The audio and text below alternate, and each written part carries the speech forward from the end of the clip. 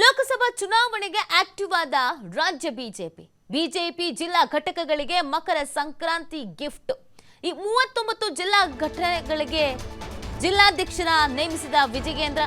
ನೋಡಿ, ಇದು ಬಿಜೆಪಿ ಜಿಲ್ಲಾ ಘಟಕಗಳಿಗೆ ಮಕರ ಸಂಕ್ರಾಂತಿಯ ಗಿಫ್ಟ್. ಸುಮಾರು 39 ಜಿಲ್ಲಾ ಘಟಕಗಳಿಗೆ ಜಿಲ್ಲಾಧ್ಯಕ್ಷರನ್ನ ನೇಮಿಸಿದ್ದಾರೆ ವಿಜಯೇಂದ್ರ ಅವರು. ಲೋಕಸಭೆಗಾಗಿ ಪಕ್ಷ ಸಂಘಟನೆಗೆ ಬಿಜೆಪಿ ರಾಜ್ಯಾಧ್ಯಕ್ಷರು ಮುಂದಾಗಿದ್ದಾರೆ. ಮಾಜಿ ಸಚಿವ ಸೋಮಣ್ಣ ಪುತ್ರ ಅರುಣ್ ಸೋಮಣ್ಣಗೆ ಸ್ಥಾನ ತಪ್ಪಿದೆ. ಬೆಂಗಳೂರು ದಕ್ಷಿಣ ಅಥವಾ ಕೇಂದ್ರ ಜಿಲ್ಲೆಗೆ ಸ್ಥಾನವನ್ನ ಕೇಳಿದ್ರು ಅರುಣ್.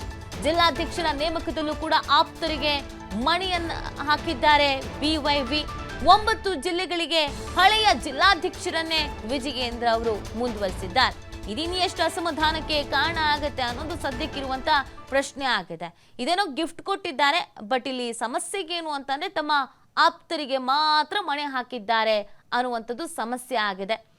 ಈ ಬಿಜೆಪಿ ಜಿಲ್ಲಾ ಘಟಕಗಳಿಗೆ ಮಕರ ಸಂಕ್ರಾಂತಿ ಗಿಫ್ಟ್ ಅಂತ ಹೇಳ್ತಾ ಇದ್ದಾರೆ. ನೂತನ ರಾಜ್ಯಾಧ್ಯಕ್ಷರಾದಂಥ ವಿಜಯೇಂದ್ರ ಅವರು ಈ ಗಿಫ್ಟ್ ಅನ್ನ ನೀಡಿರೋದು. ಆದರೆ ಇಲ್ಲೂ ಕೂಡ ಪ್ರಮುಖವಾಗಿ ಅಸಮಾಧಾನ ಎದ್ದು ಕಾಣಿಸ್ತಾ ಇದೆ.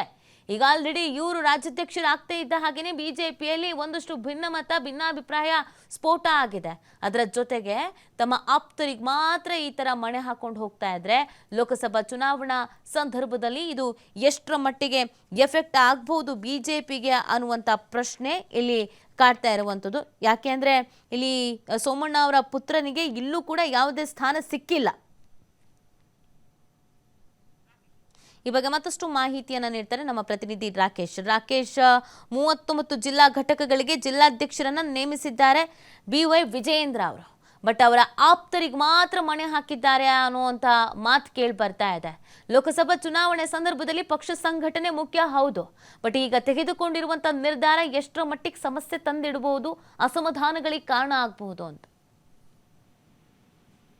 ಜಿಲ್ಲಾಧ್ಯಕ್ಷರ ನೇಮಕ ವಿಚಾರಕ್ಕೆ ಸಂಬಂಧಪಟ್ಟ ಹಾಗೆ ಬಿಜೆಪಿ ರಾಜ್ಯಾಧ್ಯಕ್ಷರು ತೆಗೆದುಕೊಳ್ಳುವ ನಿಲುವಿನ ಬಗ್ಗೆ ಪರ ಹಾಗೂ ವಿರೋಧದ ಮಾತುಗಳು ಕೇಳಿ ಬರ್ತಾ ಇದೆ. ಆದ್ರೆ ಸಂಘಟನಾತ್ಮಕ ದೃಷ್ಟಿಯಿಂದಾಗಿ ಪಕ್ಷದಲ್ಲಿ ಈಗ ರಾಜ್ಯಾಧ್ಯಕ್ಷರು ತೆಗೆದುಕೊಂಡಿರುವ ನಿಲುವು ಅಂತಹ ಏನು ಸಮಸ್ಯೆ ತಂದೊಡ್ಡಲಾಡದು ಅನ್ನುವಂತಹ ಮಾತು ಕೂಡ ಇದೆ. ಸದ್ಯದ ಪರಿಸ್ಥಿತಿಯಲ್ಲಿ ಪಕ್ಷವನ್ನ ಲೋಕಸಭಾ ಚುನಾವಣೆ ವೇಳೆಗೆ ಮುನ್ನಡೆಸುವಂತಹ ಜವಾಬ್ದಾರಿ ಪಕ್ಷದ ಅಧ್ಯಕ್ಷರ ಮೇಲಿದೆ. ಹಾಗೆ ಜಿಲ್ಲಾವಾರು ಪಕ್ಷವನ್ನ ಸಂಘಟನೆ ಮಾಡುವಂತಹ ಜವಾಬ್ದಾರಿ ಕೂಡ ಇದೆ. ಈ ಹಿನ್ನೆಲೆಯಲ್ಲಿ 39 ಸಂಘಟನಾತ್ಮಕ ಕೇಂದ್ರಗಳ ಜಿಲ್ಲಾಧ್ಯಕ್ಷರುಗಳನ್ನ ನೇಮಕ ಮಾಡಲಾಗಿದೆ. ಹಲವಷ್ಟು ಜವಾಬ್ದಾರಿಗಳನ್ನು ಕೂಡ ಹಂಚಿಕೆ ಮಾಡಲಾಗಿದೆ. 9 ಜಿಲ್ಲೆಗಳಿಗೆ ಹಳೆಯ ಜಿಲ್ಲಾಧ್ಯಕ್ಷರುಗಳನ್ನೇ ಮುಂದುವರಿಸಲಾಗಿದೆ. ತಮಗೆ ತಮ್ಮ ಸಂಘಟನಾತ್ಮಕ ಲೆಕ್ಕಾಚಾರಗಳಿಗೆ ಹೊಂದಾಣಿಕೆ ಆಗುವಂತವರಿಗೆ ಮತ್ತೊಂದು ಸುತ್ತಿನ ಅವಕಾಶವನ್ನ ಅವರು ಮಾಡಿಕೊಟ್ಟಿದ್ದಾರೆ.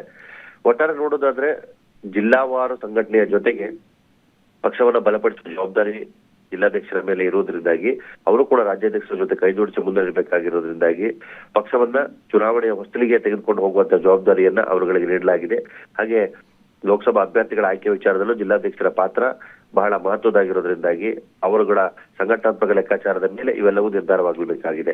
ಈ ಹಿನ್ನೆಲೆಯಲ್ಲಿ ಪಕ್ಷವನ್ನ ಮತ್ತೊಂದು ಮಜಲಿಗೆ ತೆಗೆದುಕೊಂಡು ಹೋಗುವ ಸಲುವಾಗಿ ಈ ಬದಲಾವಣೆಯನ್ನು ಮಾಡಲಾಗಿದೆ. ಕೆಲವೊಂದಷ್ಟು ಮಂದಿಗೆ ಅವಕಾಶವನ್ನು ನೀಡದೇ ಇರುವುದರ ಬಗ್ಗೆ ಅಸಮಾಧಾನ ಕೂಡ ವ್ಯಕ್ತವಾಗಿದೆ. ಆದರೆ ಅವರಿಗೂ ಮುಂದಿನ ದಿನಗಳಲ್ಲಿ ಸ್ಥಾನಮಾನವನ್ನು ಕಲ್ಪಿಸುತ್ತೇನೆ ಅನ್ನುವಂತಹ ಮಾತನ್ನ ರಾಜ್ಯಾಧ್ಯಕ್ಷರು ಹೇಳ್ಕೊಂಡಿದ್ದಾರೆ.